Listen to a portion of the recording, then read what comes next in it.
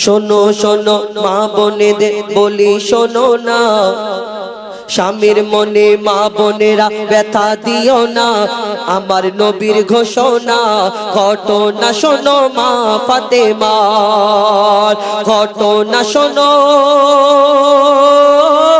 মা ফাতেমার। স্বামীর মনে মা বোনেরা ব্যথা দিও না, আমার নবীর ঘোষণা ঘটনা শোনো মা ফাতেমার, ঘটনা শোনো মা ফাতেমার। স্বামীর মনে মা বোনেরা ব্যথা দিও না, আমার নবীর ঘোষণা ঘটনা শোনো মা ফাতেমার। কি ঘটনা? যুদ্ধে যাবে হযরত আলী কারামাল্লাহু ওয়াজহু, তিনি প্রস্তুত হচ্ছেন আর মনটা খারাপ।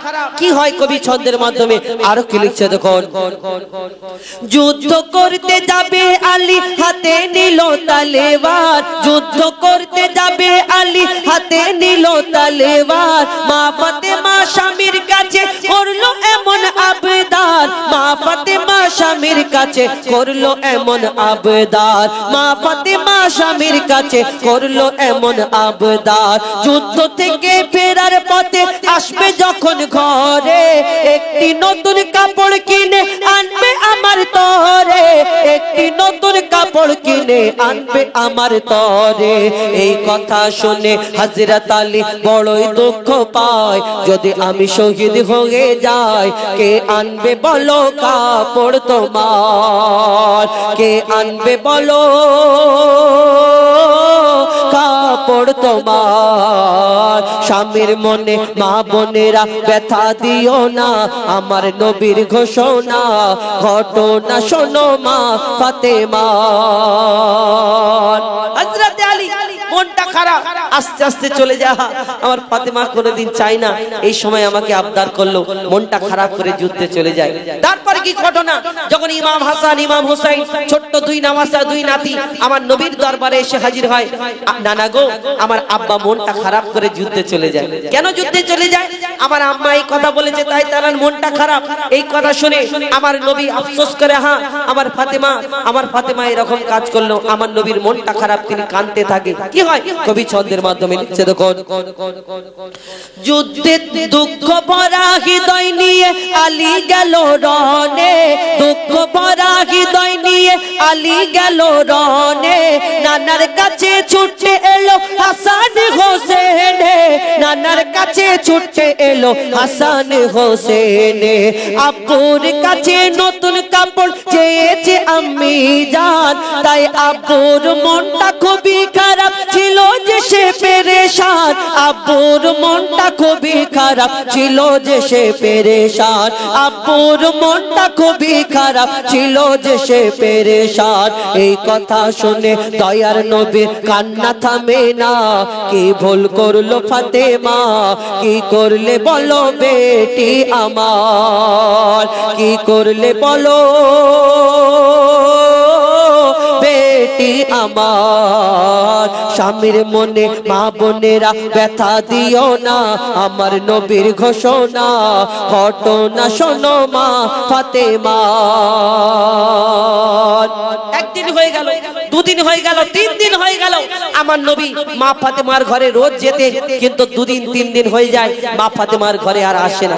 মা ফাতেমা চিন্তা করে, আহা আমার আব্বা যে আমার মুখ না দেখে থাকতে পারে না, ঘুমায় না, সেই আমার আব্বা আমার ঘরে কেন আসে না? 2 দিন 3 দিন হয়ে গেল। ছুটে ছুটে মা ফাতেমা দয়ার নবীর দরবারে পৌঁছে যায়। আর পৌঁছানোর পরে দয়ার নবী মা ফাতেমার আওয়াজটা শুনে তিনি অন্যদিকে ঘুরে গেলেন, মা ফাতেমার মুখের দিকে তাকায় না। আর মা ফাতেমাকে সেদিন কি বলে মা ফাতেমা প্রশ্ন করার পরে কবি ছন্দের মাধ্যমে লিখছে দেখুন। যার মুখ না দেখে ঘুমাতো না দয়ার নবীজি আমার, যার মুখ না দেখে ঘুমাতো না দয়ার নবীজি আমার।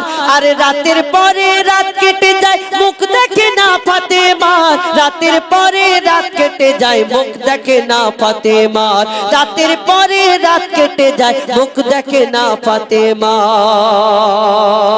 রাতের পরে রাত কেটে যায় মুখ দেখে না ফাতেমার। মা ফাতেমা ছুটে এলো আব্বা জানের কাছে, তবু বেটির মুখ দেখে না, পেছন ফিরে তবু বেটির মুখ দেখে না, পেছন ফিরে আছে। বলছে নবী, ও গো বেটি বাড়ি ফিরে যাও, আগে স্বামীর কাছে ক্ষমা চাও, তবে করবে ক্ষমা আল্লাহ আমার, তবে করবে ক্ষমা আল্লাহ আমার। স্বামীর মনে মা বোনেরা ব্যথা দিও না, আমার নবীর ঘোষণা ঘটনা শোনো মা ফাতেমা। মা ফাতেমা এই কথা শুনে তিনি কাঁদতে কাঁদতে ছুটতে ছুটতে আর নিজের ঘরে পৌঁছে যায়। দরজাটা বন্ধ করে তিনি হেলান দিয়ে দরজায় বসে থাকে। আমার স্বামী কখন আসবে, আমার স্বামী কবে আসবে? এই স্বামীর জন্য, এই স্বামীর মনে কষ্ট পেয়েছে, তাই আমার নবী আমাকে, এই দুনিয়াতে আমার নবী কষ্ট পেয়েছে, আর আমার নবী যদি কষ্ট পায় আমার আল্লাহ কষ্ট পাবে। মা ফাতেমা চিন্তা করে আমার স্বামী কখন ঘরে ফিরবে। একটা সময় টুকটুক করে দরজায় আওয়াজ হয়, ফাতেমা দরজা খোলো।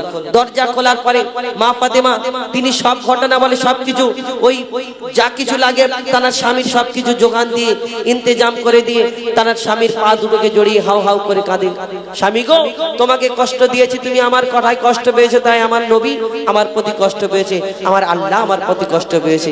তো মা ফাতেমা যখন তিনি কাঁদতে থাকে, হযরতে আলী তিনি বলে, হ্যাঁ আমি তো এই কারণে কষ্ট পাইনি, আমার কাছে কিছু নেই বলে তো কষ্ট পেয়েছি, চলো। তখন মা ফাতেমাকে নিয়ে আমার দয়ার নবীর দরবারে যায়। তারপরে কি হয় আর আমার নবী কি বলে শেষ কথায় লিখছে দেখুন, যুদ্ধে থেকে যুদ্ধ হতে হযরত আলী এলো যখন ঘরে, চাইছে ক্ষমা মা ফাতেমা পা দুটোকে ধরে, চাইছে ক্ষমা মা ফাতেমা পা দুটোকে ধরে। ক্ষমা করে দাও আমার, আর করব না এমন ভুল, ক্ষমা করে দাও আমার, আর করব না এমন ভুল। আর তোমার মনে দুঃখ দিলে ব্যথা পাবে খোদার রাসূল, তোমার মনে ব্যথা দিলে ব্যথা পাবে খোদার রাসূল। আলী ফাতেমা হাসান হোসেন নবীর কাছে যায়, নবী মোর দেখে শান্তি পায়। এমন ভুল কখনো করো না গো আর, এমন ভুল কখনো করো না গো আর। স্বামীর মনে মা বোনেরা ব্যথা দিও না, আমার নবীর ঘোষণা ঘটনা শোনো মা ফাতেমা। সব শেষ। শুনে রাখুন, জানালাম স্বামীর মনে কষ্ট দেন, স্বামীর উপরে জোরে জোরে কথা বলে, স্বামীর উপরে বড় বড় মুখের উপরে কথা বলে, তারা খাস করে শুনে রাখুন আমার দয়ার নবীর কি ঘোষণা।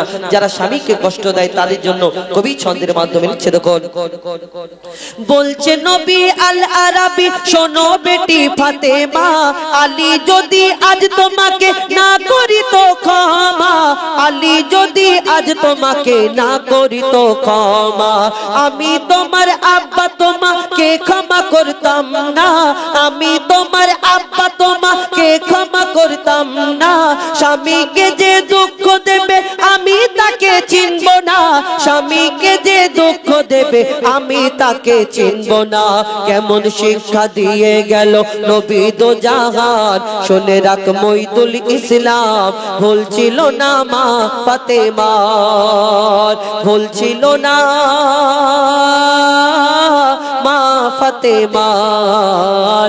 স্বামীর মনে মা বোনেরা ব্যথা দিও না, আমার নবীর ঘোষণা ঘটনা শোনো মা ফাতেমার, ঘটনা শোনো মা ফাতেমার, ঘটনা শোনো।